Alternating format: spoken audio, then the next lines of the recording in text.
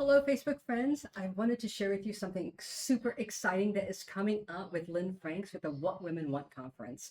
Lynne, can you tell us a little bit about it? Yes, I will. So on the 18th of June at the House of Commons, we are launching a big campaign called What Women Want, which is the 30th anniversary since I did it last time when I took over the South Bank in London, and we had a concert and a conference about what women wanted then with Sinead O'Connor and Chrissie Hynde and Anita Roddick, the late Anita Roddick, and all sorts of wonderful women talking about what women wanted in 1995.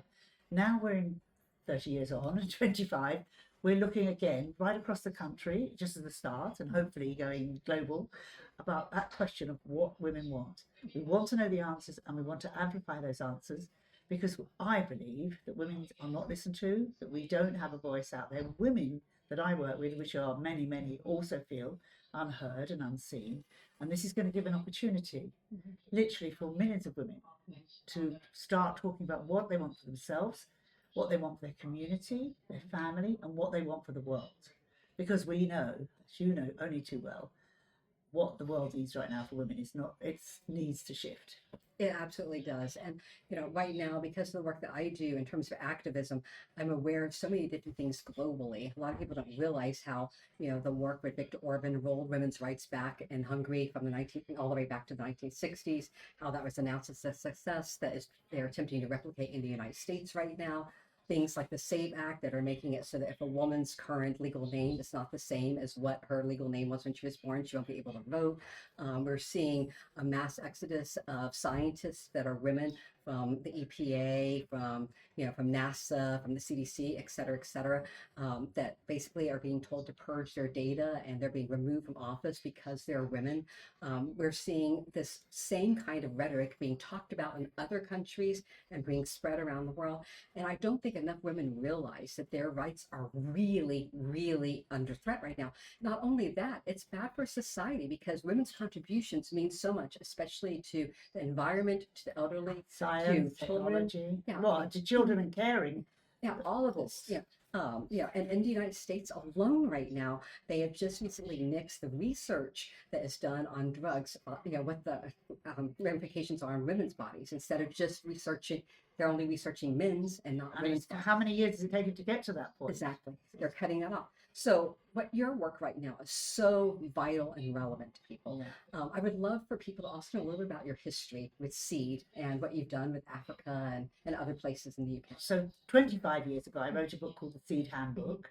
And SEED is an acronym for Sustainable Enterprise and Empowerment Dynamics. And it was the first time that there'd been a book anywhere in the world, which it's now been published in lots of different countries, talking about what women can do, even from their kitchen table, what women can do in community. And I was inspired a lot by African women. And I actually taught SEED in Southern Africa. I say I've taught it, I've taken out the program, work with rural women in communities about what they can do when they feel empowered, when they have that self-confidence, and when they have tools to make changes, whether it's to start a business, a community initiative, whatever that may look like. And at the same time, I've been doing it with women in prisons, I've been doing it in post-war Bosnia, in different formats. And SEED really has become an ecosystem. I've decided that's what it is really, because so many thousands of women have come through SEED in one form or another, read the book, had their lives changed.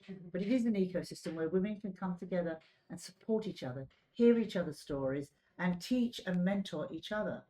That's what it's all about, is creating SEED pods in communities where we can actually have peer mentoring groups. That's what I'm just launching now, which I'm very excited about. And I think that's so vital, with the work that I've done with the Mimnesine Institute, our focus is on helping people deal with the challenges of globalization around the world.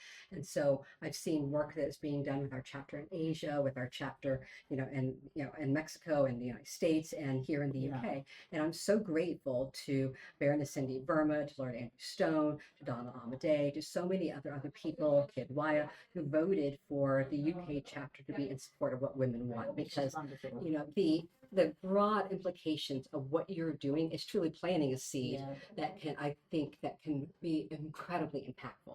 Because the first thing that has to happen is making sure women's voices are heard. Yes. And people aren't asking, what do women want? And the world isn't asking, how does what women want positively impact their lives? For men as well. Yes, of course, for men, it's for everybody. It's for men, women, children, for all. Thank you so much. Please follow up on what Lynne Franks is doing with What Women Want. It is going to impact your life. And you're going to be able to put what you want up. We've got it all launching June 18th, so watch this space. Thank you.